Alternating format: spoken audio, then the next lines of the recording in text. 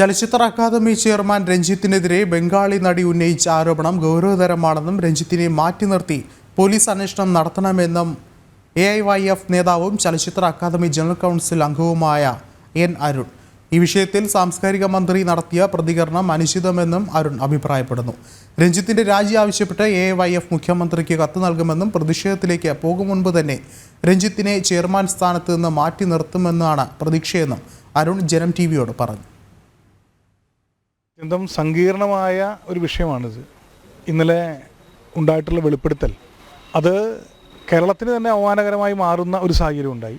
ഈ ഒരു സാഹചര്യത്തിൽ ചലച്ചിത്ര അക്കാദമിയുടെ ചെയർമാൻ ആ സ്ഥാനത്ത് നിന്ന് മാറി നിന്ന് അന്വേഷണത്തെ നേരിടണം എന്നാണ് AIYF ആവശ്യപ്പെടുന്നത്.